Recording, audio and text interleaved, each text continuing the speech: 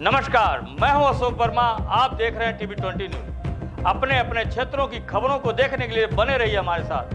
अब नजर करते हैं खबरों की तरफ।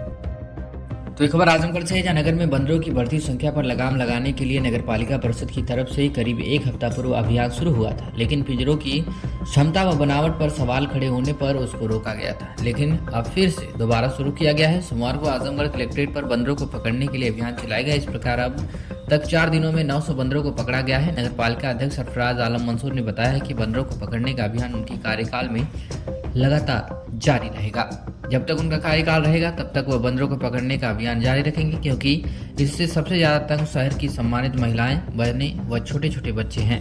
वहीं पुरुष लोग तो घर से बाहर चले जाते हैं, लेकिन घर पर महिलाओं व बच्चों बेटियों को दिक्कतों का सामना करना पड़ रहा है। छुटकारा दिलाने के लिए किसी दबाव या सलाह अन्य आधार पर नहीं किया जा। वहीं उन्होंने कहा कि यह समस्या बड़ी थी, लेकिन आजमगढ़ शहर में इस पर ध्यान नहीं दिया गया, लेकिन अब इस पर गंभीरता से कार्रवाई की जा रही है। सुनते हैं कि नगरपालिका अध्यक्ष ने क्या जानकारी। सर, लगातार बंदरों के आतंक से शहर अब बच रहा है और आपके मुहिम से बंदर पकड़ा भी रहे हैं, तो क्या कहना चाहेंगे और ये मुहिम कैसे आपके दिमाग में आया और आपका?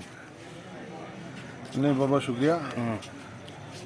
देखिए, ये मुहिम आप चाहें तो कह लें, मैं तो इससे अपना एक फ़र्ज समझ रहा था और समझता रहूँगा।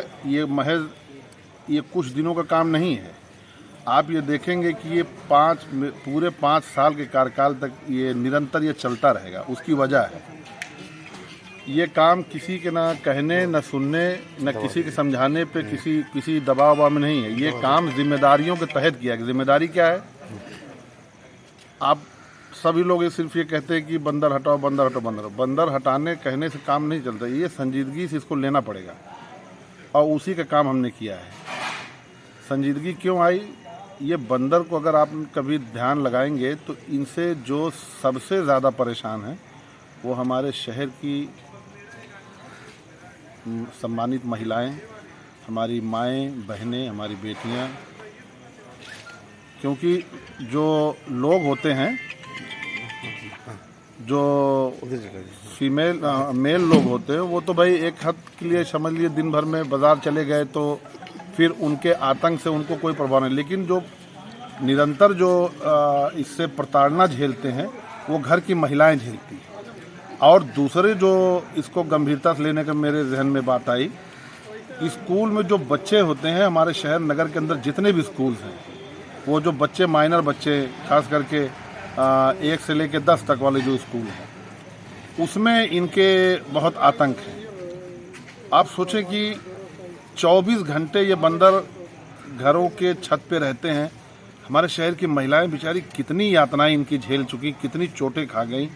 और मुझे अफसोस इस बात का रहा कि ये इतने सालों से पीछे ये पड़ा रहा। ये काम 10-15 साल पहले कोई सुनने में आता है कि किसी ने इस पर थोड़ा कुछ बहुत काम किया था। मुझे अफसोस है कि इतने एहसास कमतरी कैसे लोगों की गैर जिम्मेदाराना हरकतें हो कैसे हो सकती है। मैं आपको ये ज़बान देता हूँ कि इस काम को जिस तरीके से मैंने शुरू किया, जिस तरीके से शहर में मैं जाता हूँ, मर्दों से ज़्यादा महिलाएं जो है आके हमारे कार्यालय तक धन्यवाद करने चली आए, तो मुझे एहसास हुआ कि ये कदम बिल्कुल सार्थक था। और महिलाओं के सम्मान में, शहर की पूरी महिलाओं के सम्मान में, हमारी माएँ, बहनें, बेटियाँ, सभी लोगों की सुरक्षा के दृष्टिकोण से देखा जाएगा तो आप ये देखेंगे कि 5 साल ये निरंतर ये काम हम करते रहेंगे और हर साल हम बंदर हटाने का शहर से काम करते रहेंगे। उनकी ये विशेष महिलाओं और बच्चों को। क्या आपको किसी ने सलाह दिया कि अपने से इस तरह का? किसी की कोई सलाह वाला नहीं, चूँकि आने वाले वक्त में लोगों को इस बात का एहसास होगा कि उनका नगर अध्यक्ष बेहद संजीदा किस्म का इंसान है। जो बुनियादी ज़रूरतें, तकलीफ़ें हैं, उसको वो अपनी तकलीफ़ें समझता है। तो आप वक्त गुजरेगा, जैसे 10 महीने में जितनी पॉसिबिलिटीज़ थी, जितनी चीज़ों को हम सुलझा सकते थे, इस बजट के, इस अपने नगर पालिका की जो भी फाइनेंशियल कंडीशन होती, उसके बियॉन्ड जाके ही हम काम करने की कोशिश कर रहे हैं। आगे भी आप देखेंगे धीरे धीरे तो लोगों को भी ये बात बिल्कुल मानने में बिल्कुल तकलीफ़ नहीं होगी। वो खुद कहेंगे कि हाँ, उनका नगर का अध्यक्ष जो है, नगर पालिका अध्यक्ष बहुत संजीदा, बहुत जिम्मेदार है और वो काम देखेंगे तो उनको होगा। काम खुद अपने आप में एक ज़बान होता, किसी दलील का मोहताज नहीं होता सर। और हमें किसी से समझने की ज़रूरत नहीं है, हम खुद इतने संजीदा हैं इन बातों को समझते हैं। सर अब तक कितने बंदरों को आपने पकड़ा लगातार? हमें लगता है आज चौथा रोज़ है। चौथे रोज़ में लगभग हम 900 के ऊपर हम बंदर पकड़ चुके हैं। चाहे बंदरों का मामला हो, आप देखें अभी हमारे पर्व आ रहे हैं, होली के रमज़ान मुबारक चल ही रहे हैं। सभी लोगों को होली और रमज़ान की हम बधाई देते हैं और सभी लोगों के इसके लिए उपलक्ष्य में हम शुभकामनाएं मांगते हैं सबके लिए।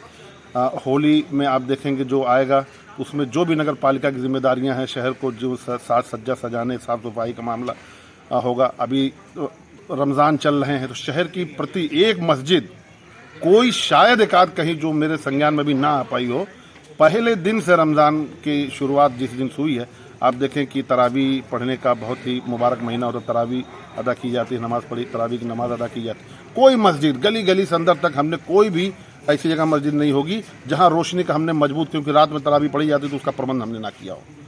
तो ये है, ये सब संजीदगी का ही एक नमूना है ना। ये जिम्मेदारियां हमें उठानी चाहिए। पहले भी लोगों को उठा, अभी मैं कर रहा हूँ तो लोगों को बहुत एहसास हो रहा है कि हमारी बुनियादी ज़रूरत है। लोगों ने तो इतनी गैर जिम्मेदाराना हरकतें की हैं पीछे कि लोग अपने बुनियादी हुकूक, अपने बुनियादी हक से भी महरूम, इस कदर महरूम हो गए कि भूल गए कि हमारे ये बुनियादी ज़रूरतें। लेकिन कोई नहीं, अभी ये देखेंगे कि ये चीज़ें सुचारू रूप से चलती रहेंगी। यही काम होता है नगर पालिका का, और इसमें कहीं कोई कोताही नहीं बरती जाएगी, वो करते ही रहा जाएगा इंशाल्लाह। जी ठीक।